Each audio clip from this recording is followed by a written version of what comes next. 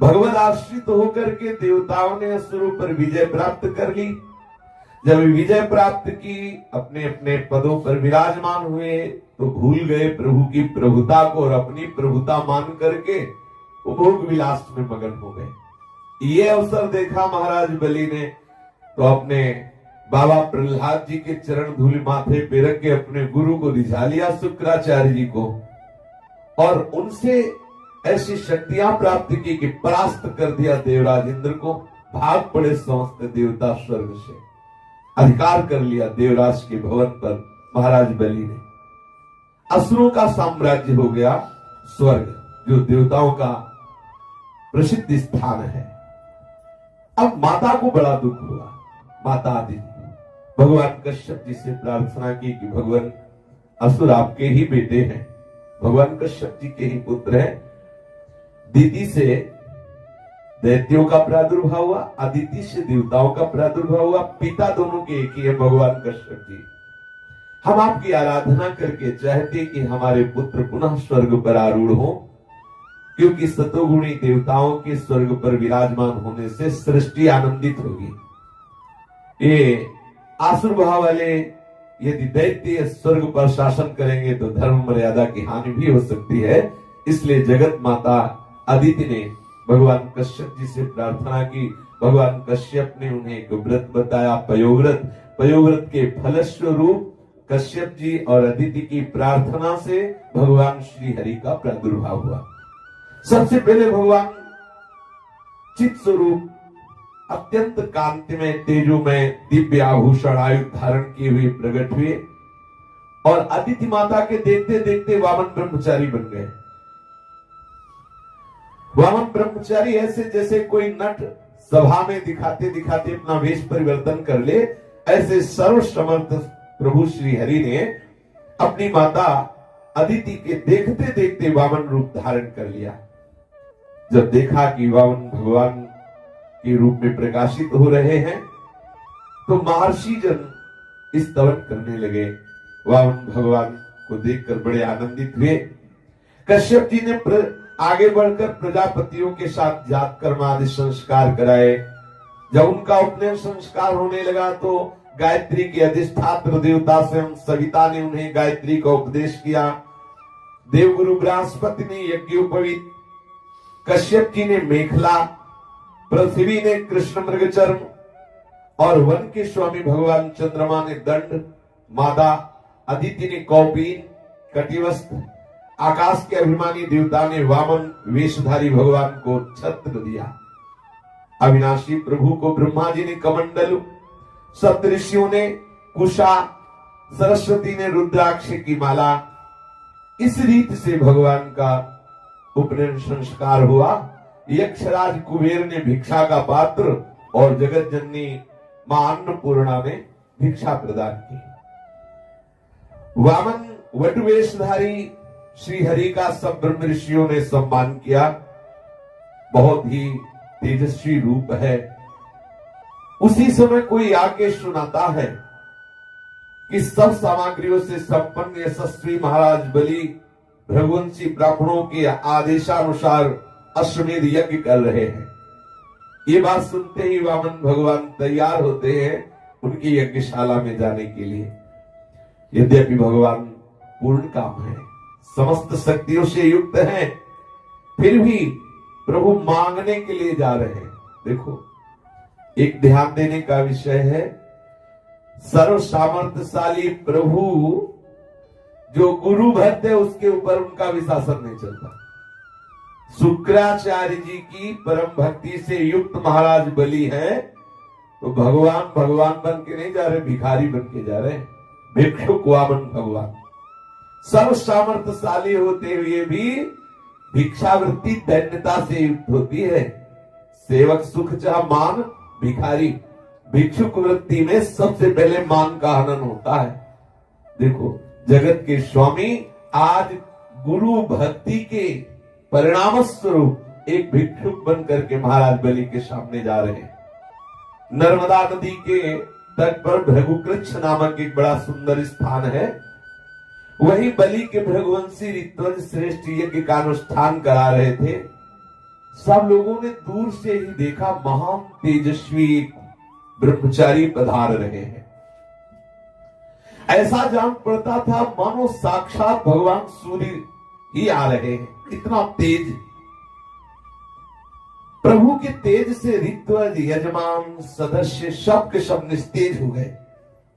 सोचने लगे कि कहीं ऐसा तो नहीं कि यज्ञ देखने के लिए भगवान अग्निदेव आ रहे हो, सूर्य आ रहे हो, या सनत कुमार से कोई ब्रह्म ऋषि पधार रहे हो।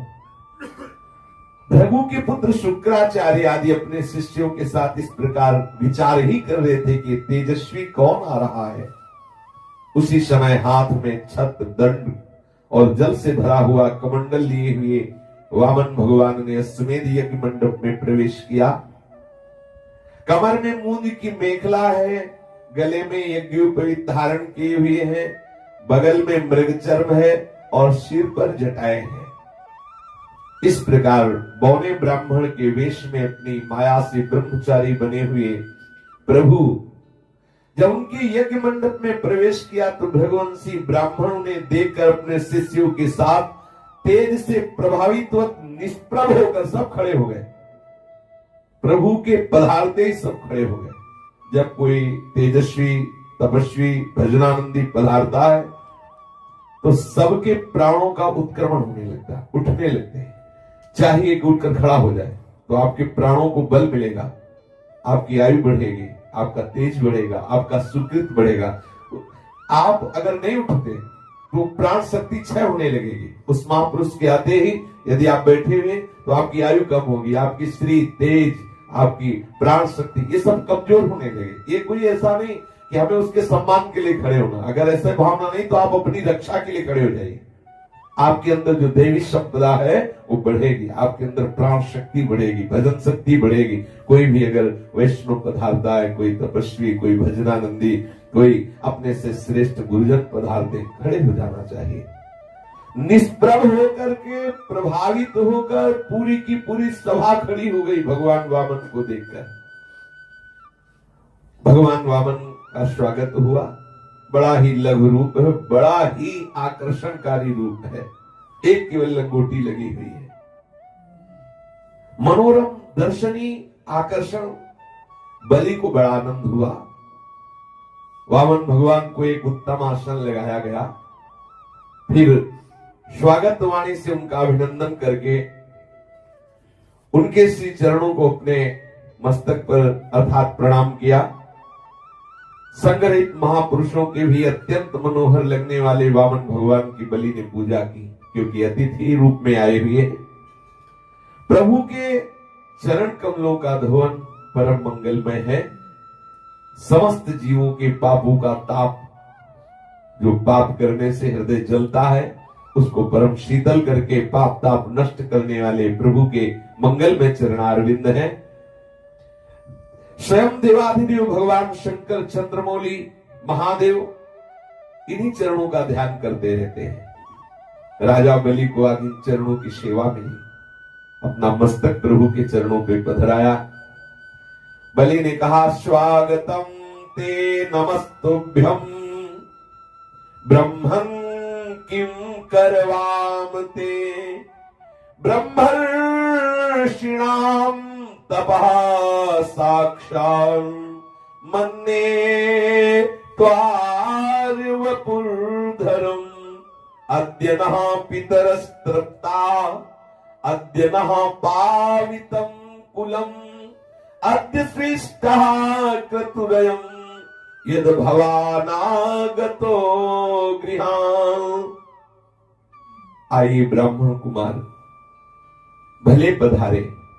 ये वाणी का स्वागत है। नमस्कार करता हूं। महाराज बलि ने कहा, आज्ञा कीजिए, मैं आपकी क्या सेवा करूं। ऐसा जान पड़ता है कि बड़े बड़े ब्रह्म ऋषियों की तपस्या मूर्तिमान होकर मेरे सामने आ गई है। महाराज बलि जो अनुभव हो रहा है वो बोल रहे। ऐसा लगता है कि बड़े बड़े ब्रह्म ऋषियों की तपस्या स्वयं मूर्तिमान होकर मेरे नेत्रों के सामने आ गई। आज आप मेरे घर पधारे, इससे मेरे पितर तृप्त हो गए। आज मेरा वंश पवित्र हो गया, आज मेरा ये यज्ञ सफल हो गया। आपके श्री चरणों का स्पर्श करने से आज सारे पाप धुल गए। विधि पूर्वक यज्ञ करने से, अग्नि में आहुति डालने से जो फल मिलता है वो आज मुझे अनायास मिल गया। आपके नन्हे नन्हे सुकुमार चरणों और इनके धोवन से आज जगत पावन हो गया। पर ब्राह्मण कुमार आपके देखने से ऐसा लगता है कि आप कुछ चाहते हैं, कुछ मांगने आए, ऐसा लगता है, चेहरा बताने लगता है। जो विज्ञ जन होते हैं वो दर्पण है मुखारविंद हृदय का, देखने से पता चल जाता है यार उदास हो क्या, आज बहुत प्रसन्न हो, आज आप किसी चिंता में हो क्या, वो मुखारविंद बताने लगता है। बलि स्तवन करते करते प्रभु पर दृष्टि गए और बोले प्रभु ऐसा लगता है कुछ आप मांगने आए हो, आपको ऐसा लगता है कुछ चाहिए। हे ब्राह्मण कुमार, आप जो चाहिए, गाय, सोना, सामग्रियों से सुसज्जित घर, पवित्र भोजन, पीने की वस्तुएं, या अब नैष्ठिक ब्रह्मचर्य से आप गृहस्थाश्रम जाना चाहते तो आपके योग्य सुंदर ब्राह्मण कन्या, हर सुख सुविधा आपको, संपत्ति से भरे गांव के गांव, हाथी घोड़े रथ महल, सब जो आप चाहे, क्या है आप मांग लीजिए, जो आपको चाहिए आप मांग लीजिए। राजा बलि के वचन सुन करके प्रभु मुस्कुराए, मुस्कुराए इसलिए कि तुम लूट जाओगे अगर हम मांगेंगे तो। मुस्कुराए और बड़ी प्रसन्नता से अभिनंदन करते हुए बोले, अभिनंदन करते हुए, बड़ाई करते हुए। किसी से कुछ लेने की एक प्रक्रिया है, किसी से अगर कुछ लेना हो तो पहले उसकी बड़ाई करो जिससे लेना है, फिर उसकी वस्तु की बड़ाई करो। भाई आपके घर में जब कोई आया तो खाली तो गया नहीं, आप मतलब आपके बाप दादा से यही होता रहा है। और आपकी गाय जो है क्या, फिर उसका दूध फिर आधा लीटर मिलेगा क्या, ऐसे एक प्रक्रिया है। उसको इतना चढ़ा दो कि ना बोली ना पावे, ये एक प्रक्रिया है। प्रभु ने कहा कि राजन आपने जो कहा वो आपकी कुल परंपरा के अनुरूप है। धर्म भाव से परिपूर्ण यश को बढ़ाने वाला और आपका बहुत ही मधुर वचन है। भाई क्यों ना हो, परलोक हितकारी धर्म के संबंध में आप भृगुपुत्र शुक्राचार्य जी को अपना गुरु मानते हैं, प्रमाण मानते हैं, इसलिए आपके ऐसे आचरण, आपके ऐसे वचन होने ही चाहिए। और साथ में आपके पितामह हैं परम शांत महान भक्त प्रहलाद जी, ये है बड़ाई, कुल बड़ाई। आपकी वंश परंपरा में मुझे तो ऐसा कोई दिखाई नहीं दिया जो धैर्यहीन हो। मतलब आप जब हम मांगे और जब हम नापे तो धैर्य मत छोड़ देना। आपकी वंश परंपरा में कोई धैर्यहीन हो ऐसा तो मुझे आज तक दिखाई नहीं दिया, और कोई कंजूस पैदा हो ऐसा भी नहीं। देखो चढ़ा रहे हैं प्रभु, यह है मांगने की प्रक्रिया। ऐसा भी कोई नहीं हुआ जिसने दान देने की बात कह के फिर पीछे लौट गया हो कि भाई जाओ मैंने दिया, और फिर वापस लौट गया हो कि नहीं नहीं देंगे, ऐसा भी नहीं। दान के अवसर पर याचकों की याचना सुन करके कभी आपके वंश में कोई ना बोला हो, ऐसा नहीं। युद्ध की ललकार सुन करके कोई पीठ दिखाया हो, ऐसा आपके वंश में भी नहीं। कोई कायर आपके कुल में नहीं पैदा हुआ। आपकी कुल परंपरा में प्रहलाद अपने निर्मल यश से वैसे शोभामान है जैसे आकाश में चंद्रमा। और महाराज आपके कुल में बड़े वीर हिरणाक्ष जो महान बलवान थे, वो जब हाथ में गदा लेकर के दिग्विजय के लिए अकेले निकले, अकेले तो सारी पृथ्वी में कोई जोड़ नहीं था। और सुना था जब भगवान विष्णु गए ना पृथ्वी का उद्धार करते हुए सूकर रूप धारण करके, तब भी बड़ी कठिनाई से हिरणाक्ष पर विजय पाया।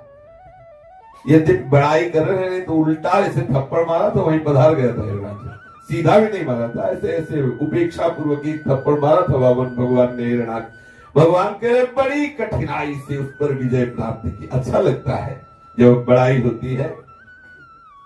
और विजय प्राप्त करने के बाद भी बार बार हिरणाक्ष की वो जो युद्ध शैली, हिरणाक्ष की ताकत, उसको याद करते रहे भगवान श्री हरि, और वो बड़ी विजय नहीं समझते थे। और फिर हिरणाक्ष के भाई हिरण्यकश्यप का कहना ही क्या, कितना महान तपस्वी, अपने भाई का वध करने वाले को मार डालने के लिए क्रोध करके वो तो भगवान के निवास स्थान वैकुंठ में भी जा धमका, इतना बलवान। माया रचने वालों में यद्यपि भगवान श्री हरि सर्वश्रेष्ठ हैं, वामन भगवान कह रहे हैं, और वो सत्य को खूब पहचानते हैं। जब उन्होंने देखा कि हिरण्यकश्यप तो हाथ में सूल लेकर के काल की भांति मेरे ऊपर धावा कर रहा है, तब विचार किया कि जैसे संसार के प्राणियों के पीछे मृत्यु लगी रहती है, वैसे ही मैं जहां जहां जाऊंगा ये हिरण्यकश्यप वहीं वहीं मेरा पीछा करेगा, और ये है बहिर्मुख, इसलिए इसके हृदय में ही प्रवेश कर जाता हूं। बाहर तो जहां जहां जाऊंगा वहां वहां ढूंढेगा, इसके हृदय में ही प्रवेश कर जाता हूं, जिससे मुझे कभी देख नहीं सकेगा, क्योंकि ये बहिर्मुख है, ये बाहर ही ढूंढेगा। अंतर्मुख होने पर हमें पा सकता है, लेकिन ये बहिर्मुख है। जिस समय हिरण्यकश्यप प्रभु पर झपट रहा था, उस समय ऐसा निश्चय करके डर से कांपते हुए श्री हरि सूक्ष्म रूप धारण करके उसकी श्वासों से उसके हृदय में जा बैठे। वामन भगवान कह रहे हिरण्यकश्यप ने उनके लोक को भली भांति छान डाला, पर उनका कहीं पता न चला। इस पर क्रोधित होकर वो सिंहनाद करने लगा। उस वीर ने पृथ्वी, स्वर्ग, दिशा, आकाश, पाताल, समुद्र सब कहीं श्री हरि को ढूंढा, परंतु कहीं भी उसे दिखाई न दिए। उनको कहीं न देखकर वो सोचने लगा कि मैंने सारा जगत छान लिया, परंतु वो हरि नहीं मिला। अवश्य ही वो मेरे भाई को मारने वाला उस लोक में चला गया, जहां से जाकर फिर लौटना नहीं होता। बस अब उसमें वैर भाव रखने की कोई आवश्यकता नहीं, क्योंकि वैर तो देह के साथ समाप्त हो जाता है। क्रोध का कारण अज्ञान है, और अहंकार से क्रोध की वृद्धि होती है। और महाराज, आपके पिता प्रहलाद नंदन विरोचन तो बड़े ही ब्राह्मण भक्त थे, यहाँ तक कि उनके शत्रु देवताओं ने ब्राह्मणों का वेश बनाकर उनसे उनकी आयु का दान मांगा, और उन्होंने ब्राह्मणों के छल को जानते हुए भी अपनी आयु दे डाली। आप भी उसी धर्म का आचरण करते हैं जिसका शुक्राचार्य आदि ये ब्राह्मण जन, आपके पूर्वज प्रहलाद आदि और दूसरे यशस्वी वीरों ने पालन किया है। महाराज, आप मुंह मांगी वस्तु देने वालों में श्रेष्ठ है, इसीलिए मैं आपसे कुछ मांगना चाहता हूं। महाराज बलि ने कहा, मांगो महाराज, बोलो क्या आपको चाहिए। बोले महाराज, हम तो बहुत थोड़े से गुजारा कर लेने वाले हैं, जितना आवश्यक हो उतने मांगना चाहिए, ज्यादा मांगने से ठीक नहीं रहता। माना कि आप जगत के स्वामी हैं, बड़े उदार हैं, लेकिन हमको आप सिर्फ 3 डग पृथ्वी दे दीजिए। 3 डग, हमारे पैर से 3 डग। हंस दिया महाराज बलि ने कि बच्चे ही हो, अभी जानते नहीं तुम किससे मांग रहे हो। महाराज बलि से मांग रहे हो, वो भी 3 पग भूमि। और वामन भगवान ने कहा, मैं दान ज्यादा लेता नहीं हूं, ज्यादा दान नहीं लेता हूं, क्योंकि ज्यादा दान लेने से पुण्य नष्ट हो जाता है, प्रतिग्रह जन्य पाप लगता है। महाराज बलि ने कहा, अहो ब्राह्मण दायाद वाचस्ते वृद्ध सम्मता, तुम बालो बालिष्मति स्वार्थम प्रत्यबुधो यथा। तुम वृद्धों जैसी करते हो, लेकिन हो अभी बच्चे, अभी तुम बालक हो, इसी से तुम्हें ये पता नहीं कि तुम्हारी हानि किसमें है, तुम्हारा लाभ किसमें है। देखो, तुम जिससे बात कर रहे हो, तीनों लोकों के स्वामी महाराज बलि से बात कर रहे हो। तुम मांगो तो दीप का दीप दे सकता हूं। मुझे अपनी वाणी से तुमने प्रसन्न कर लिया, और सिर्फ 3 डग भूमि। बच्चे हो, एक बार फिर अवसर देता हूं, मांग लो। एक बार कुछ मांगने के लिए मेरे पास आवे और उसे फिर किसी और के सामने हाथ फैलाना पड़े, ऐसा नहीं। आप जो चाहो अपनी जीविका के लिए जितनी भूमि, जितना धन, जो वस्तु आप मांग लो। प्रभु ने कहा कि यावन्तो विषयाः प्रेष्ठास् त्रिलोक्यामजितेन्द्रियम् न शक्नुवन्ति ते सर्वे प्रतिपूरयितुम् नृपो। वामन भगवान ने कहा संसार के सब विषय, भोग, नाना प्रकार की वस्तुएं ये एक आदमी को दे दी जाए तो भी वो नहीं कहेगा कि मैं पूर्ण हो गया। ध्यान देने का विषय है। जो अजितेंद्रिय है, भगवत विमुख है, संसार को ही सत्य मानकर सुख बुद्धि से भोगना चाहता है, एक मनुष्य को सब भोग दे दिए जाए पूरी सृष्टि के तो भी वो तृप्त नहीं हो सकता, क्योंकि वहां है ही नहीं सुख। इंद्रियों के वश में रहने वाले को कभी संतोष नहीं प्राप्त होता। जो 3 पग भूमि से संतोष नहीं कर सकता, तो उसे 9 वर्षों से युक्त एक द्वीप भी दे दिया जाए तो कैसे संतुष्ट हो सकता है, क्योंकि उसके मन में 7वें द्वीप पाने की इच्छा रहेगी। मैंने सुना है कि पृथु, गय आदि नरेश 7 द्वीपों के अधिपति थे, परंतु उतने धन और भोग की सामग्रियों के मिलने पर भी वे तृष्णा का पार न पा सके।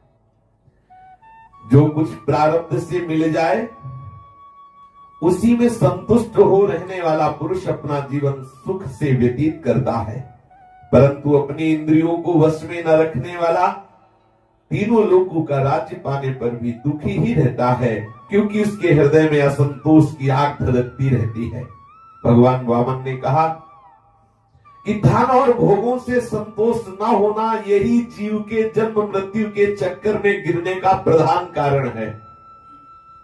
धन और भोगों से संतोष न होना यही जीव के जन्म मृत्यु के चक्कर में गिरने का प्रधान कारण है। जो कुछ प्राप्त हो जाए उसी में संतोष कर लेना ये मोक्ष का कारण है। जो ब्राह्मण स्वयं प्राप्त वस्तु से संतुष्ट रहता है उसके तेज की वृद्धि होती है, उसके असंतोषी हो जाने पर उसका तेज वैसे ही शांत हो जाता है जैसे जल डालने से अग्नि शांत हो जाती है। इसमें संदेह नहीं कि महाराज आप मुंह मांगी वस्तु देने वालों में शिरोमणि हो, इसलिए मैं सिर्फ आपसे केवल 3 पग भूमि मांगता हूं, इसी से मेरा काम बन जाएगा, मुझे ज्यादा और नहीं चाहिए। प्रभु के इस प्रकार कहने पर राजा बलि हंस पड़े। उन्होंने कहा अच्छी बात है, जितनी तुम्हारी इच्छा हो उतनी ही ले लो। यूं कहकर वामन भगवान को 3 पग पृथ्वी का संकल्प करने के लिए उन्होंने जलपात्र उठाया। भगवान शुक्राचार्य जी जो बलि जी महाराज के गुरु हैं वो जान गए कि ये वामन नहीं, ये मीठी मीठी बात बोलने वाले श्री हरि ही हैं, ये लीला से छल रहे हैं हमारे शिष्य को। राजा बलि को पृथ्वी देने के लिए तैयार देख करके शुक्राचार्य जी ने कहा कि एस वै रोचने साक्षात भगवान विष्णुरव्ययः कश्यपाददिते जातो देवानां कार्य साधकः प्रतिश्रुतम् त्वयि तस्मै यदनर्थमजानता न साधु मन्ये दैत्यानां महानुपगतो नयः। विरोचन कुमार सावधान, ये और कोई नहीं, साक्षात भगवान श्री हरि है, तुम्हारे यहां भिक्षुक रूप में पधारे हैं और ये देवताओं का काम बनाने के लिए आए हैं। कश्यप की पत्नी अदिति के पुत्र रूप में अवतीर्ण हुए हैं। तुमने ये अनर्थ ना जान करके ये तुम्हारा सब कुछ छीन लेंगे, तुमने इन्हें दान देने की प्रतिज्ञा कर ली, ये बहुत बड़ा तुम अन्याय कर रहे हो अपने अनुयायी दैत्यों के साथ, इसे मैं ठीक नहीं समझता। ये योग माया से स्वयं भगवान ब्रह्मचारी बनकर आए हुए हैं। ये तुम्हारा राज्य, ऐश्वर्य, लक्ष्मी, तेज, विश्वविख्यात कीर्ति सब कुछ तुमसे छीनकर इंद्र को दे देंगे। ये विश्व रूप है, 3 पग में सारे ब्रह्मांडों को नाप लेंगे। अरे मूर्ख, जब तुम अपना सर्वस्व ही इसको दे डालोगे तो तुम्हारा जीवन निर्वाह कैसे होगा? समझिए, कोई साधारण ब्राह्मण नहीं है मांगने आए, ये विश्व व्यापक भगवान है। एक पग से समस्त पृथ्वी को, आकाश को नाप लेंगे। कहां से तू पूरा करेगा इनका 3 पग? तुम उसे पूरा ना कर सकोगे। ऐसी दशा में मैं समझता हूं कि प्रतिज्ञा करके पूरा ना करने से तुम्हें नरक में जाना पड़ेगा। किसी को कुछ देने की प्रतिज्ञा करे, ये मैं दूंगा, कोई संकल्प करे, प्राणपण से वो पूरा करना चाहिए, नहीं तो अपराध लगता है, पाप बनता है। क्योंकि तुम अपनी की हुई प्रतिज्ञा को पूर्ण करने में सर्वथा असमर्थ होगे। प्रतिज्ञा करके पूरा ना कर पाने के कारण तुम्हें नरक में ही जाना पड़ेगा। विद्वान पुरुष उस दान की प्रशंसा नहीं करते जिसके बाद जीवन निर्वाह के लिए कुछ बचे ही नहीं। जिसका जीवन निर्वाह ठीक ठीक चलता है वही संसार में दान, यज्ञ, तप और परोपकार के कर्म कर सकता है। जो मनुष्य अपने धन को 5 भागों में बांट देता है, एक धर्म के लिए, दूसरा यश के लिए, तीसरा धन की वृद्धि के लिए, चौथा भोगों के लिए, पांचवा अपने परिवार के लिए। जो धन के 5 भाग करता है, एक धर्म के लिए, एक हिस्सा धन का धर्म के लिए, दूसरा यश के लिए, तीसरा धन की बढ़ोतरी के लिए, व्यापार आदि के लिए, चौथा भोगों के लिए, पांचवा अपने स्वजन संबंधी परिवार के लिए। इस लोक और परलोक में वही सुख पाता है जो अपने धन के 5 हिस्से करता है। यदि तुम अपनी प्रतिज्ञा टूट जाने की चिंता में हो तो इस विषय में तुम्हें कुछ ऋग्वेद की श्रुतियों का आश्रय सुनाता हूं, तुम सुनो। श्रुति कहती है कि किसी को कुछ देने की बात स्वीकार कर लेना सत्य है और नकार जाना, अस्वीकार कर देना असत्य है। यह शरीर एक वृक्ष है, सत्य इसका फल फूल है, परंतु यदि वृक्ष ही न रहे तो फल फूल कैसे रह सकते हैं? क्योंकि नकार जाना, अपनी वस्तु दूसरे को ना देना, दूसरे शब्दों में अपना संग्रह बचाए रखना, ये शरीर रूपी वृक्ष का मूल है। जैसे जड़ ना रहने पर, ये नीति की बात कर रहे हैं भगवान शुक्राचार्य जी बलि से, और बलि है प्रीति धर्म से युक्त। प्रीति धर्म में इस नीति का कोई महत्व नहीं है।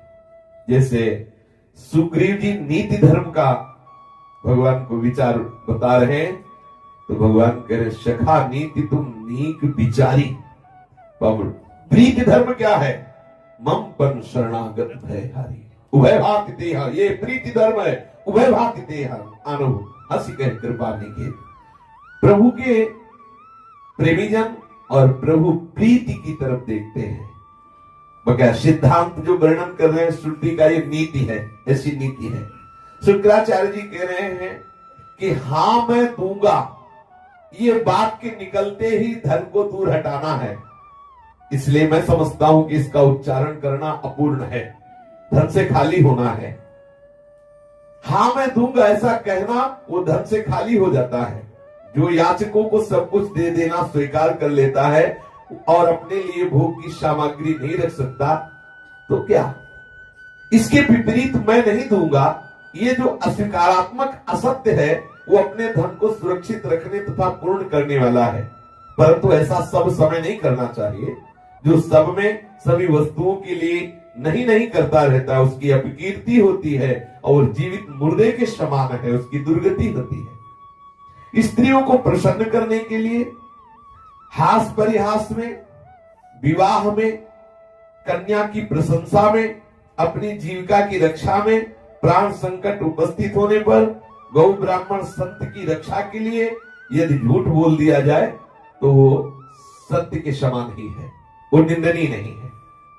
कितनी जगह स्त्रियों को प्रसन्न कर बोले वो हमारे लिए झुमका नहीं, बोले ले आएंगे, कल ले आएंगे, भले ना ले कह दो के ले आएंगे तो चैन से रोटी तो मिल जाएगी, वो बोल दो थोड़ी देर के लिए वो, ऐसा शास्त्र कहता है। स्त्रियों को प्रसन्न करने के लिए और हास परिहास में, और किसी का विवाह हो रहा हो कन्या का, तो बहुत सुंदर है, गुणवती है, ऐसा बोल दे। और अपनी जीविका यदि जा रही हो तो उसकी रक्षा के लिए भी किसी के प्राण जा रहे हो आपके बोलने से, उसके प्राण बच जाएंगे, झूठ बोल दो। गौ ब्राह्मण संत की रक्षा के लिए झूठ बोलना वो निंदनीय नहीं है। इसलिए आप समस्त असुरों की रक्षा के लिए, अपनी संपत्ति की रक्षा के लिए झूठ बोल दो कि मैं नहीं दूंगा। ऐसा जब कुलगुरु शुक्राचार्य जी ने इस प्रकार कहा तो महाराजा बलि एक क्षण तो चुप हुए कि गुरु का आदेश है। फिर सावधानी से श्री शुक्राचार्य जी के प्रति महाराज बलि बोले, सत्यम भगवता प्रोक्तम धर्मोऽयं गृह मेधिनाम अर्थम कामम यशो वृत्तिम यो न बाधेत कर्हिचित सचाहम वित्तलोभेन प्रत्याचक्षे कथम द्विजम प्रतिश्रुत्य ददामीति प्रह्लादिः कितो यथा। राजा बलि ने कहा, हे भगवान, हे गुरुदेव, आपका कहना सत्य है। गृहस्थाश्रम में रहने वालों के लिए यही धर्म है जो आप उपदेश कर रहे हो, जिससे अर्थ, काम, यश और आजीविका में कभी किसी प्रकार की बाधा न पड़े, ऐसा आप उपदेश कर रहे हैं। परंतु गुरुदेव, मैं केवल गृहस्थी नहीं हूं, मैं प्रहलाद जी का पौत्र भी हूं, परम भक्त प्रहलाद जी का पौत्र। केवल गृहस्थी नहीं हूं कि आपकी इस नीति का मैं पालन करूं। बहुत ध्यान देने योग्य बात है। यदि भगवत प्रीति में कहीं नीति बाधा पहुंचा रही हो तो किसी के द्वारा उपदिष्ट नीति हो उसका त्याग कर देना चाहिए। गुरुबल तजो कंत ब्रज बलितन हे मधु मंगलकारी, गोस्वामी जी कह रहे। परंतु सदगुरुदेव, मैं प्रहलाद जी का पौत्र हूं, केवल एक गृहस्थ ही नहीं हूं। एक बार देने की प्रतिज्ञा कर लिया तो चाहे प्राण निकल जाए, मैं दोबारा ना नहीं कह सकता। धन के लोभ से ठग की भांति मैं अपने आप को ये नहीं बदल सकता कि मैंने कहा कि दूंगा और कह दूं नहीं दूंगा। ऐसा नहीं हो सकता। मैं महाराज प्रहलाद का पौत्र हूं, ऐसा नहीं बोल सकता। इस पृथ्वी ने कहा है कि मैं सबके भार को सह सकती हूं, लेकिन असत्य जो बोलते हैं, असत्य से बड़ा कोई अधर्म नहीं। मैं ऐसे अधर्मी का भार सहने में बहुत कष्ट महसूस करती हूं।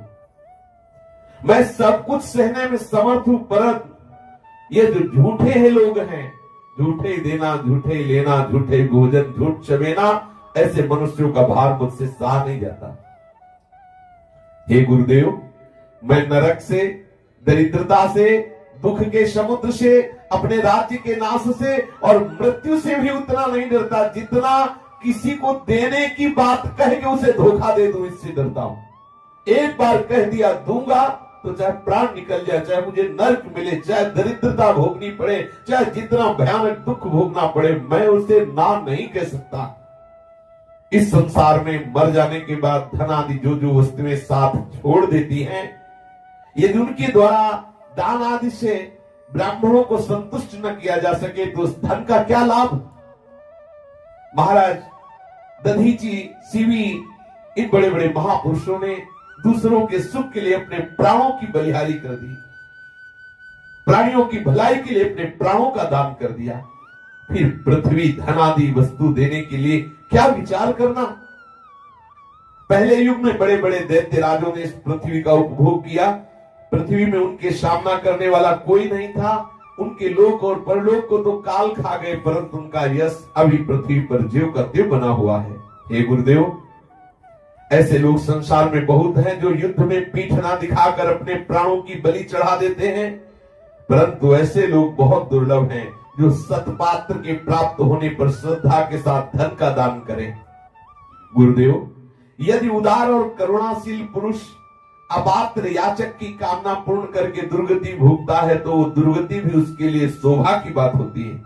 फिर आप जैसे ब्रह्मवेत्ता पुरुषों को दान करके दुख प्राप्त हो तो उसके लिए कहना ही क्या है। इसलिए मैं इस ब्रह्मचारी की अभिलाषा अवश्य पूर्ण करूंगा। हे महर्षि, वेद विधि के जानने वाले आप लोग बड़े आदर्श यज्ञ याग आदि द्वारा जिनकी आराधना करते हैं, वे वरदानी श्री हरि ही स्वरूप में हो अथवा कोई दूसरा हो, मैं इनकी इच्छा को अवश्य पूर्ण करूंगा, क्योंकि यहां मांगने आए हैं और मैंने देने का संकल्प किया है। यदि मेरे अपराध न करने पर ये मुझे अधर्म से बांध लेंगे, तब भी मैं इनका अनिष्ट नहीं चाहूंगा, क्योंकि मेरे यहां आए हैं। मेरे शत्रु होने पर भी भयभीत होकर ब्राह्मण का शरीर धारण करके भिक्षुक रूप में आए हैं, मैं इनका अनिष्ट नहीं करूंगा। यदि ये पवित्र कीर्ति भगवान श्री हरि है, तो ये अपना यश खोना नहीं चाहेंगे। ये मांगा है तो जबरदस्ती छीन भी लेंगे। ये मुझे युद्ध में मार के भी छीन सकते थे, लेकिन देखो ये मांगने आए हैं, मैं इनको अवश्य दूंगा।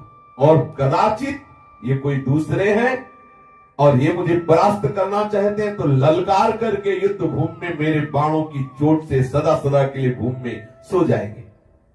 जब शुक्राचार्य जी ने बलि की बात सुनी तो लगा कि ये चेला तो गुरु के प्रति अश्रद्धालु हो गया, मेरी बात ही नहीं मान रहा, मेरी आज्ञा का उल्लंघन कर रहा है। बस गुस्सा आ गया और शुक्राचार्य जी ने शाप दे दिया।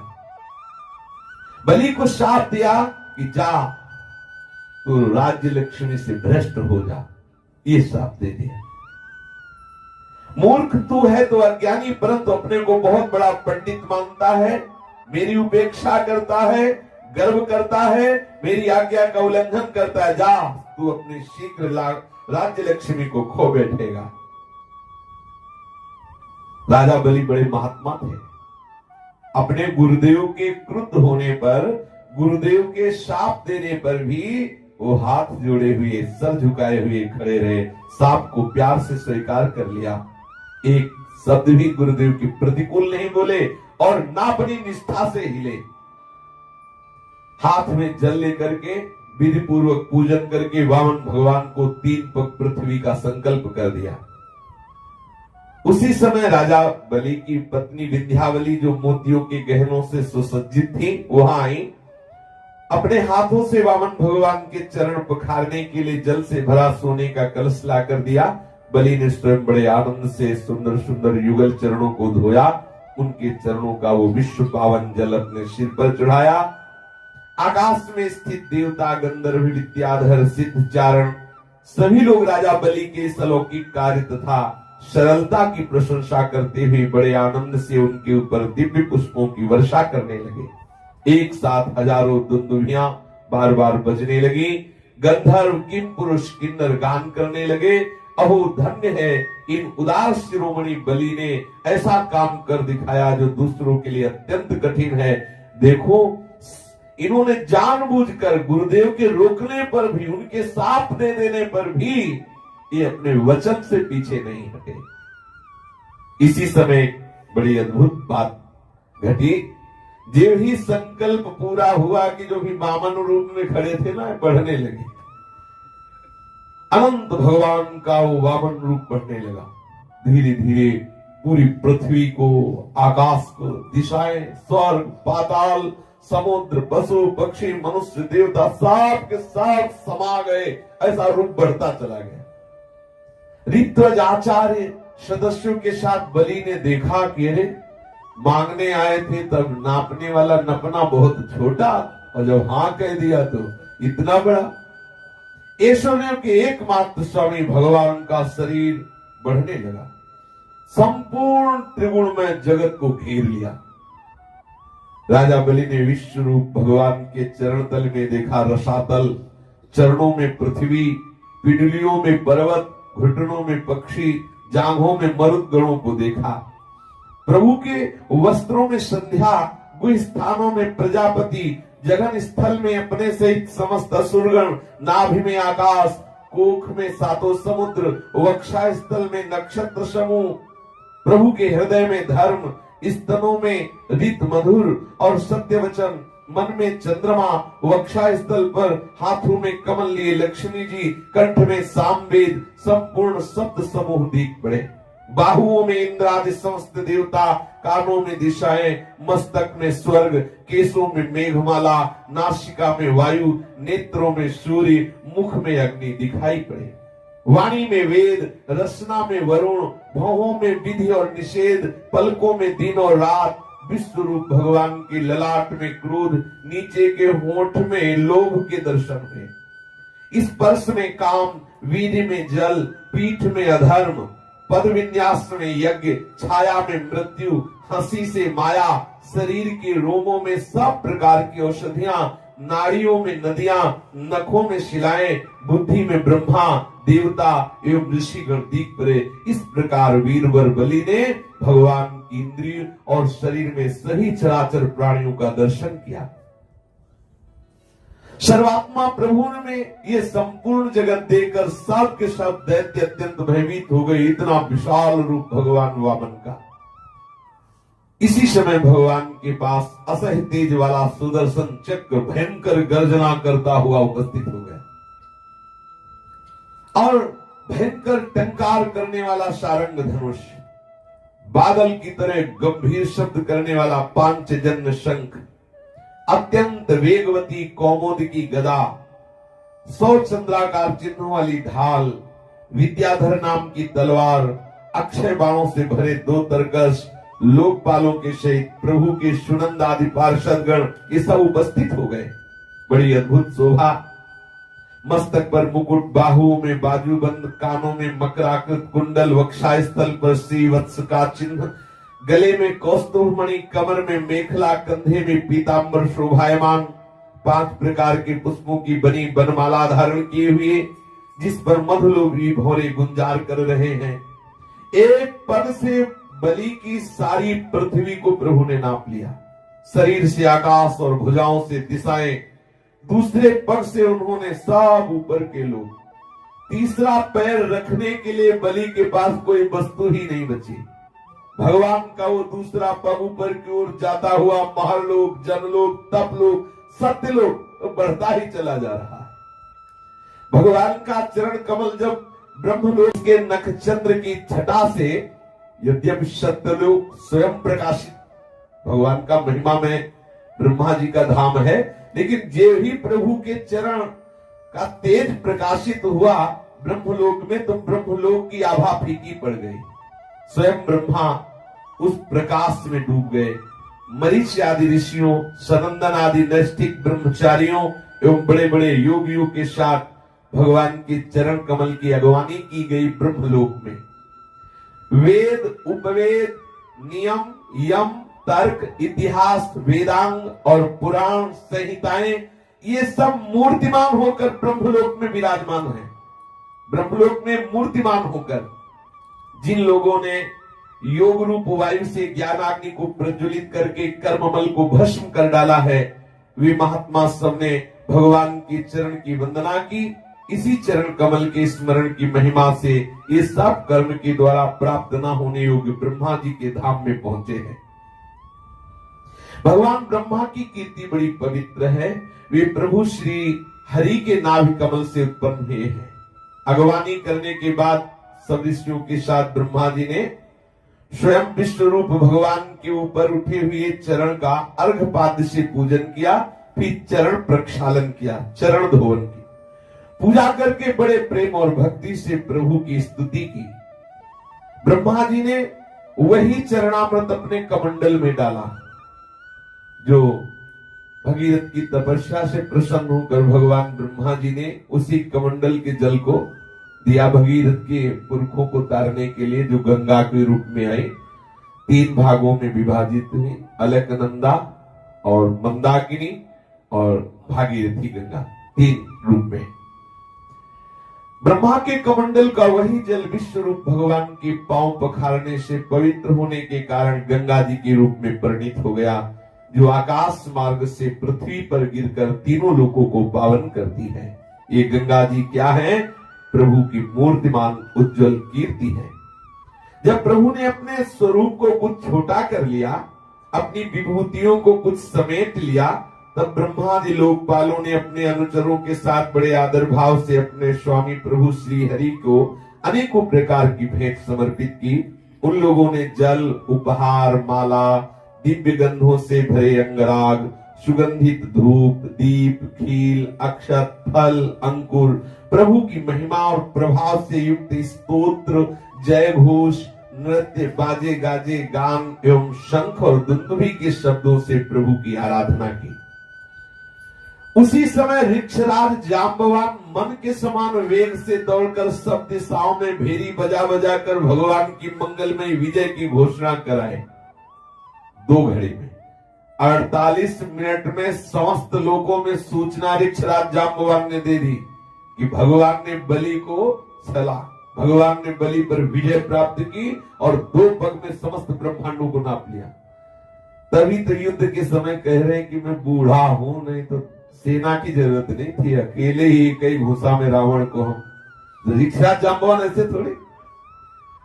ये सब युद्ध होने के बाद भी काफी दिनों तक श्री कृष्ण चंद्रयुग का जब अवतार हुआ तो द्वारिका लीला में ठाकुर जी से युद्ध किया, कोई साधारण थोड़ी।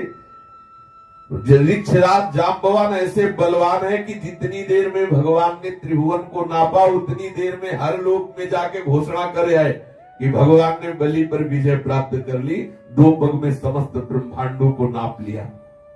और दुंदुभी बजा बजा के सूचना जैसे दी जाती ऐसे दुंदुभी बजा बजा के विजय की घोषणा कराई। अब दैत्यों ने देखा कि ये वामन 3 पग पृथ्वी मांग रहे थे, यहां तो सब कुछ छीन लिया 2 पग में ही। सोचने लगे कि हमारे स्वामी बलि इस समय यज्ञ में दीक्षित हैं, वे तो कुछ कहेंगे नहीं, इसलिए बहुत से चिढ़कर आपस में कहने लगे ये ब्राह्मण नहीं है, ये मायावी है, इसने देवताओं का काम बनाने के लिए ऐसी बात की। हमारे स्वामी यज्ञ में दीक्षित हैं, किसी को किसी प्रकार दंड दे नहीं सकते क्योंकि यज्ञ में दीक्षित है। ऐसा अवसर जान करके ब्रह्मचारी का वेश बना कर आया, पहले तो याचना की, पीछे हमारे स्वामी का सर्वस्व अपहरण कर लिया। ये हमारे स्वामी सदा ही सत्य में निश्चित हैं, यज्ञ में दीक्षित होने पर इस बात का विशेष ध्यान रखते हैं कि किसी का अहित न हो, अमंगल न हो। ब्राह्मणों के बड़े भक्त हैं, उनके हृदय में दया है, इसलिए वो झूठ बोलते नहीं। तो ऐसी अवस्था में हम लोगों का एक ही धर्म बनता है कि अपने स्वामी की सेवा की जाए, संपत्ति की रक्षा की जाए, इसलिए एक को मारा जाए, वामन भगवान को। ऐसा विचार करके असुरों ने अपने अपने हथियार उठा लिए। राजा बलि की बिल्कुल कोई इच्छा नहीं, कोई सलाह नहीं ली, कोई आज्ञा नहीं ली, और सब क्रोधित होकर असुर सूल पट्टी आदि से वामन भगवान को मारने लगे, घेर लिया।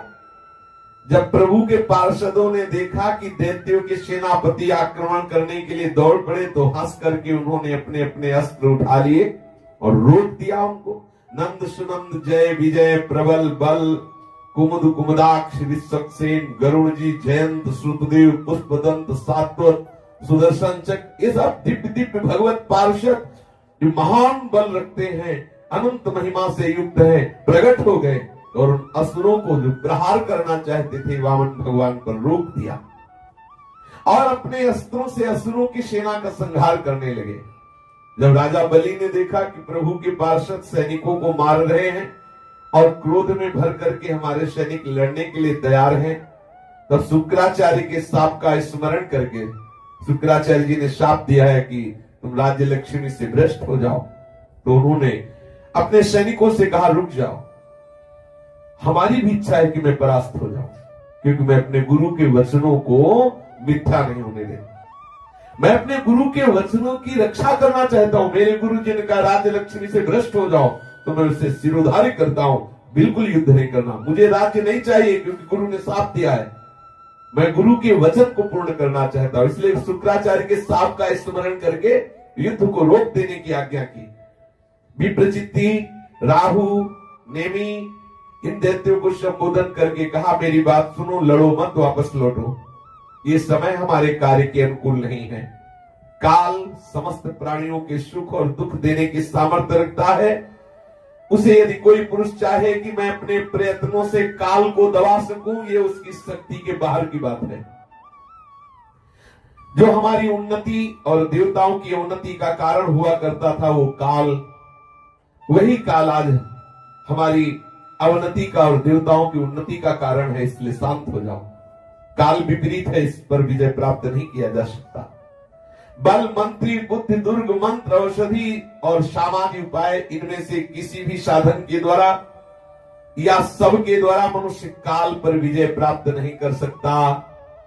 बल मंत्रणा देने वाले मंत्री, बुद्धि, बड़े बड़े दुर्ग, मंत्र, औषधि, समाधि, किसी भी उपाय के द्वारा, एक एक उपाय या सब उपाय के द्वारा कोई काल पर विजय प्राप्त नहीं कर सकता। दैव तुम लोगों के काल जब अनुकूल था तब तुम लोगों ने इन्हीं पार्षदों से युद्ध किया। आज देखो ये हम पर सिंहनाद कर रहे हैं। हमारे अनुकूल जब काल होगा तो हम युद्ध करेंगे, इन पर विजय प्राप्त करेंगे, इसलिए तुम युद्ध करना बंद करो। अपने स्वामी बलि की बात सुनकर प्रभु के पार्षदों से हारे हुए दानव दैत्य सेनापति रसातल में चले गए। उनके जाने के बाद प्रभु के हृदय की बात जानकर पक्षीराज गरुड़ ने वरुण के पास से बलि को बांध दिया और उनके अश्वमेध यज्ञ में सोमपान होने वाला था। जब सर्वशक्तिमान भगवान श्री हरि ने बलि को वरुण पास से गरुड़ के द्वारा बंधवा दिया, पृथ्वी आकाश समस्त दिशाओं में हाहाकार मच गया कि ऐसा उचित नहीं है। जिसने अपने गुरु की भी बात ना मान करके और आपके लिए संकल्प कर दिया, उसका तो यश करना, पहले यश किया था जब दिया नहीं था संकल्प, और अब बंधवा दिया। देखो यहां देखना है, यहां भक्त को बहुत बड़ी शिक्षा लेनी है कि हमें अपने इष्ट के मार्ग में कितना धैर्यशाली होना चाहिए। सब कुछ दे दिया, यहां तक कि प्रभु के लिए ही गुरु का शाप भी मिला। जिन प्रभु के लिए ये सब सहा वही प्रभु गरुड़ जी को आदेश करके वरुण पास में बंधवा रहे हैं, लेकिन दोष दृष्टि नहीं हुई बलि की। धैर्य बहुत आवश्यक है भक्ति मार्ग में, धैर्य, नहीं तो घबराहट पैदा हो जाए कि जिनके लिए हम सब कुछ छोड़ा वही हमारे प्रतिकूल हो रहे, वही मुझे बांध रहे, वही मुझे कष्ट दे रहे। क्या ये भगवत्ता है? आप देखिए, धैर्य पूर्वक, मनन पूर्वक, विचार पूर्वक श्रवण कीजिए। बलि को वरुण पास से बंधे हुए देख करके उनकी संपत्ति उनके हाथों से निकल गई, लेकिन उनकी बुद्धि का निश्चय नहीं बदला। ये बुद्धि में कोई डगमग नहीं हुआ। ये है भक्ति की स्थिति। उस समय भगवान ने बलि से कहा, देखो बांध भी लिया और कठोर वचन भी बोल रहे हैं। बड़ा दानी बनता था। 3 पग पृथ्वी देने के लिए कहा, 2 में तो सब कुछ नाप लिया, तीसरा कहां से पूरा करेगा? वरुण पास में बंधे हुए महाराज बलि पड़े। जहां तक सूर्य की गर्मी पहुंचती है, जहां तक नक्षत्र और चंद्रमा की किरणें पहुंचती हैं, जहां तक बादल जाकर बरसते हैं, वहां तक सारी पृथ्वी तुम्हारे अधिकार में थी। तुम्हारे देखते देखते मैंने साफ एक पैर में भूलोक, शरीर से आकाश, दिशाएं, दूसरे पैर से स्वर्गलोक, ब्रह्मलोक तक सब कुछ मेरा हो गया। फिर भी तू अपने को बहुत बड़ा दानी समझता है। प्रतिज्ञा की थी 3 पग पूरा करने के लिए। गुरु ने तुझे समझाया था, तेरी समझ में नहीं आया, जा तुझे नरक जाना पड़ेगा। कहां से पूरा करेगा 3 पग? ये देखो देखो, समझो, कभी कभी ऐसी लीला प्रिय इष्ट भी करता है तो वहां उपासक अपनी निष्ठा पे है। इसीलिए एकांतिक भक्ति बहुत जोरदार होती है। मैं आपसे प्रेम करता हूं, मुझे आपसे कुछ चाहिए नहीं, मैं आपके लिए, हमारा जीवन आपके लिए, हमारे प्राण आपके लिए, मैं अपनी तरफ से आपसे प्यार करता हूं। आप मुझे दर्शन दें ना दें, आप मुझे स्वीकार करें ना स्वीकार करें, आप मुझे नरक भेजें, ये आपकी मर्जी की बात, लेकिन मैं आपसे प्रेम करता हूं। ये बहुत जोर की भक्ति है, इसी में हरि अधीन हो जाते हैं। अब आप देखो, ये परीक्षा ले रहे हैं और फल क्या होगा इस परीक्षा का? जा तू नरक में प्रवेश कर। अब भगवान की वाणी कोई मजाक थोड़ी, भगवान जो बोलते हो सत्य स्वरूप। जा तू नरक में प्रवेश कर। घबरा जाए भगत कि अब तो मतलब सबका कोई एक चुल्लू जल दे दे इनको तो परम पद में जाता है, एक तुलसी दल दे दे तो परम पद का अधिकारी बनता है। इसने सब कुछ दे दिया, उनके लिए करे जा नरक जा। देखो ये है देखना, समझना, धैर्य पूर्वक रहना। जो देने की प्रतिज्ञा करके मुकर जाता है, धोखा देता है, उसके सारे सुख नष्ट हो जाते हैं। स्वर्ग की बात क्या, उसे नरक में गिरना पड़ता है। बड़ा घमंड था ना तो कि त्रिभुवन का राजा है, ऐसे बोल रहे भगवान। मैं दूंगा ऐसी प्रतिज्ञा किया, धोखेबाज, तीसरा पग पूरा कर, नहीं तो झूठ बोलने के कारण तुझे नरक मिलेगा। इस प्रकार प्रभु बोलते चले जा रहे। बड़ा तिरस्कार किया भगवान ने, बड़े कड़वे वचन, धैर्य से विचलित कर देना चाहा महाराज बलि को, पर तनिक भी धैर्य से विचलित नहीं हुए, वो मुस्कुराते हुए बोले ये है महान भक्ति की महिमा। आखिरकार प्रहलाद जी के वंश में प्रकट हुए महापुरुष है, जो हिरण्यकश्यप हिला नहीं सका निष्ठा से, उनके अंश हैं विरोचन पुत्र महाराज बलि। प्रहलाद पुत्र विरोचन, विरोचन पुत्र महाराज बलि। बलि जी ने कहा कि देवताओं के आराध्य देव, आपकी कीर्ति बड़ी पवित्र है, क्या आप मेरी बात को असत्य मानते हैं? ऐसा नहीं प्रभु, ऐसा नहीं, आप मुझे झूठा साबित नहीं कर सकते, मैं सत्य तुम्हें करके दिखाता हूं। मैंने आपको धोखा नहीं दिया, आप कृपा करके देखिए कि आपने 2 पग में सारी संपत्ति को नापा, अब तीसरा पग संपत्तिवान को नाप लीजिए। अभी तो 2 पग में हमारी संपत्ति नापी है, और जो संपत्तिवान मैं हूं, अब आप तीसरे उसी नपने में आओ वामन रूप में, और अपना श्री चरण हमारे मस्तक पर रखो और मुझे नाप लो। मैं आपको धोखा नहीं दे रहा हूं, तीसरा पग मेरे सिर पर रखिए। और ये जो आप कह रहे हो नरक जाने की बात, तो मुझे नरक का बिल्कुल भय नहीं है, राज्य से च्युत होने का बिल्कुल भय नहीं। आपने वरुण पास में बंधवा दिया, मुझे कोई भय नहीं, कोई शिकायत नहीं। आप मुझे अपार दुख देना चाहते हैं, इस पे भी मुझे कोई दुख नहीं। मेरे पास फूटी कौड़ी भी नहीं बची, मुझे घोर दंड देने के लिए आप तैयार, इसमें भी मुझे कोई भय नहीं, कोई दुख नहीं। मैं केवल डरता हूं इस बात से कि कहीं प्रहलाद जी के कुल में प्रकट हुआ अपकीर्ति ना हो जाए मेरे कुल की, क्योंकि मैं ऐसे यशस्वी कुल में पैदा हुआ। अपने पूजनीय गुरुजनों के द्वारा दिया हुआ दंड, ये तो परम मंगल विधान होता है, ये तो सबके लिए वांछनीय है। क्या गुरुजनों के द्वारा दिया हुआ दंड होता है क्या? ये तो जीव मात्र के लिए परम कल्याण का स्वरूप है, वांछनीय है। क्योंकि वैसा दंड ना तो माता दे सकती, ना पिता दे सकता है, ना भाई दे सकता है, ना कोई सुहृद रिश्तेदार दे सकता है, क्योंकि वो मोह के वशीभूत है। जो गुरुजनों के द्वारा दंड मिलता है तो पावन करने वाला होता है। आप छिपे रूप में अवश्य ही हम असुरों को श्रेष्ठ शिक्षा दिया करते हैं। आप गुरुओं के भी परम गुरु हैं, तो हमारे भी परम गुरु हुए। हम लोग धन कुलीनता बलादि के मद से अंधे हो जाते हैं, तब आप उन वस्तुओं को हमसे छीन कर हमें नेत्र दान करते हैं। आपसे हम लोगों का जो उपकार होता है उसे मैं क्या बताऊं। प्रभु, अनन्य भाव से योग करने वाले योगी गण जो सिद्धि प्राप्त करते हैं, वही सिद्धि हम असुरों को आपसे वैर भाव करने पर मिल जाती है। जिनकी ऐसी महिमा है, ऐसी अनंत लीलाएं हैं, वही आप मुझे दंड दे रहे हैं, वही आप मुझे वरुण पास से बांधे हैं। ना मुझे इस बात की कोई लज्जा है, ना कोई व्यथा है। प्रभु, मेरे पितामह प्रहलाद जी की कीर्ति सारे जगत में प्रसिद्ध है। आपके भक्तों में सर्वश्रेष्ठ भक्त राज माने गए हैं, और मेरा पिता हिरण्यकश्यप त्रिभुवन जानता है कि आपसे वैर विरोध रखने में कमी नहीं की। मतलब ये बता रहे हैं कि भक्ति से तो प्रहलाद जी ने भजा, वैर भाव से मेरे पिता ने भजा। मतलब जो प्रहलाद जी के पिता हिरण्यकश्यप हैं, वैर भाव, पूरा वैर भाव, कट्टर। जैसे कंस था ना, उठते बैठते चलते फिरते सोते जागते हर समय कृष्ण, ऐसे हर समय हरि बसे रहते थे हिरण्यकश्यप के हृदय में। वो चिंतन हरि का ही करता था, लेकिन प्यार से नहीं करता था, वैर भाव से। जैसे रावण था, हर समय राम जी का चिंतन करता, भक्ति से नहीं वैर से करता। और अंतिम समय भक्ति से नहीं पुकारा, बोले कहा राम रन तो पचारी, कहा राम है, युद्ध में ललकार कर उसे मारूंगा। ये देखो, बड़े बड़े योगियों के भी ध्यान का जो विषय प्रभु है, वो अंतिम समय वैर भाव से।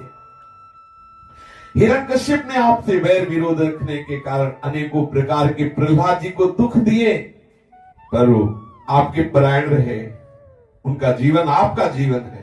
क्या बात, प्रहलाद जी का जीवन आपका जीवन है। प्रहलाद जी ने निश्चय कर लिया है कि शरीर को लेकर क्या करना। ये शरीर एक ना एक दिन छूटेगा, नष्ट होगा। धन संपत्ति, ये स्वजन संबंधी, ये सब डाकुओं की तरह हैं, स्वार्थ करने वाले। महाराज बलि कह रहे और कह रहे पत्नी से क्या, जब जन्म मृत्यु रूप संसार के चक्र में डालने वाली ये सब बातें हैं, मर ही जाना है तो घर से क्या, क्या मोह, इन वस्तुओं में उलझ जाना तो अपनी आयु को व्यर्थ नष्ट कर देना है। मेरे पितामह प्रहलाद जी ये जानते हुए भी कि आप लौकिक दृष्टि से उनके भाई बंधुओं के नाश करने वाले शत्रु हैं, फिर आपके ही भय रहित अविनाशी चरण कमलों की शरण ग्रहण की क्यों न हो। वे संसार में परम विरक्त, अगाध बोध संपन्न, उदार हृदय एवं संत शिरोमणि जो है, आप उस दृष्टि से मेरे भी शत्रु हैं, फिर भी विधाता ने मुझे बलातेश्वर लक्ष्मी से अलग करके आपके चरणों के समीप पहुंचा ही दिया। अगर हम कुल परंपरा से देखें तो आप भी हमारे दुश्मन ही हो, पर ऐसा मेरा कोई भाग्य उदय हुआ है कि आपके चरणों की शरण में मुझे पहुंचा दिया। क्योंकि ऐश्वर्य लक्ष्मी के कारण जीव की बुद्धि जड़ हो जाती है और वो ये नहीं समझ पाता कि मेरा ये जीवन मृत्यु के पंजे में जकड़ा हुआ है, मेरा जीवन अनित्य है। राजा बलि इस प्रकार कह रहे थे कि उदय होते हुए चंद्रमा के समान भगवान के प्रेम पात्र श्री प्रहलाद जी महाराज पधारे। राजा बलि ने देखा कि मेरे पितामह बड़े ही शोभा संपन्न हैं, कमल के समान कोमल नेत्र है, लंबी भुजाएं, सुंदर ऊंचे और श्यामल शरीर पर पीतांबर धारण किए हुए हैं। बलि इस समय वरुण पास में बंधे हुए हैं, इसलिए प्रहलाद जी के आने पर जैसे पहले प्रहलाद जी की पूजा करते थे इस प्रकार ना कर सके। केवल प्रहलाद जी को देखते ही उनकी आंखों में आंसू आ गए, लज्जा के मारे मुंह नीचा हो गया और सिर झुकाकर प्रहलाद जी के चरणों में प्रणाम किया। प्रहलाद जी ने देखा कि भक्त वत्सल भगवान वही विराजमान है, सुनंद नंद आदि पार्षद उनकी सेवा में है। प्रेम के उद्देश्य से प्रहलाद जी का शरीर पुलकित हो गया, उनकी आंखों में आंसू आ गए। आनंद पूर्ण हृदय से सिर झुकाए हुए अपने स्वामी के पास पृथ्वी पर सिर रखकर साष्टांग लौटकर प्रणाम किया प्रहलाद जी ने। प्रहलाद जी ने कहा कि प्रभु आपने बलि को ये ऐश्वर्य पूर्ण इंद्र पद दिया था, अब आज आपने ही उससे ले लिया। आपका देना जैसा सुंदर वैसा लेना भी सुंदर है। हे परम सुंदर, आपका देना भी सुंदर है, आपका लेना भी सुंदर है। मैं समझता हूं कि आपने इस पर बड़ी कृपा की, जो आत्मा को मोहित करने वाली राज्य लक्ष्मी से इसे अलग कर दिया। हे मेरे प्रभु, लक्ष्मी के अहंकार से तो बड़े बड़े विद्वानों की बुद्धि भी मोहित हो जाती है। लक्ष्मी का अहंकार रहने से कोई अपने वास्तविक स्वरूप को नहीं जान सकता, अतः उस राज्य लक्ष्मी को छीनकर आपने महान उपकार किया है। हे समस्त जगत के महान ईश्वर, सबके हृदय में विराजमान, सबके परम गुरु, हे प्रभु श्री हरि, मैं आपको नमस्कार करता हूं। प्रहलाद जी अंजलि बांधे हुए खड़े हैं, उनके सामने ही प्रभु ब्रह्मा जी ने वामन भगवान से कुछ कहना चाहा। इतने में ही राजा बलि की परम साध्वी पत्नी विंध्यावली ने अपने पति को बंधा देखकर भयभीत होकर भगवान के चरणों में प्रणाम किया और प्रभु से बोली, शेष चर्चा आगे। श्री राधा वल्लभ लाल की जय जय श्यामा, जय जय श्याम, जय जय श्री वृंदावन धाम। जय जय श्यामा, जय जय श्याम, जय जय श्री वृंदावन धाम। जय जय श्यामा, जय जय श्याम, जय जय श्री वृंदावन। पावन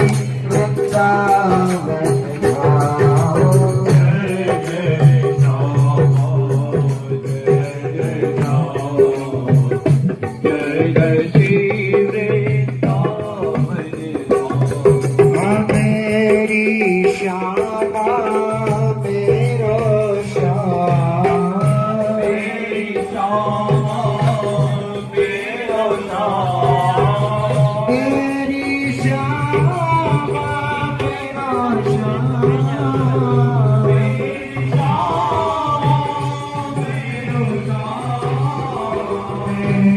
श्री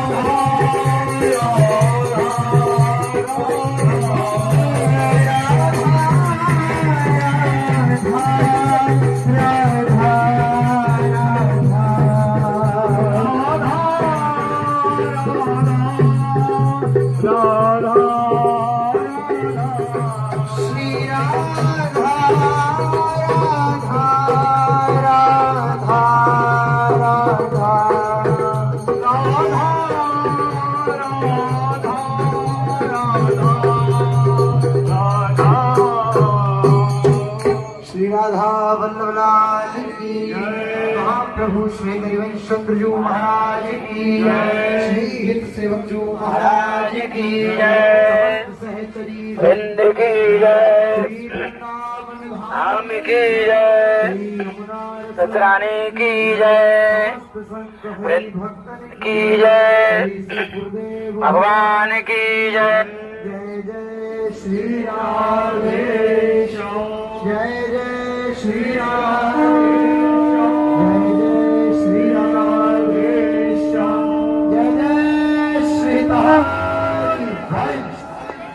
बोलिए सतगुरुदेव भगवान की करुणा मूर्ति सतगुरुदेव भगवान की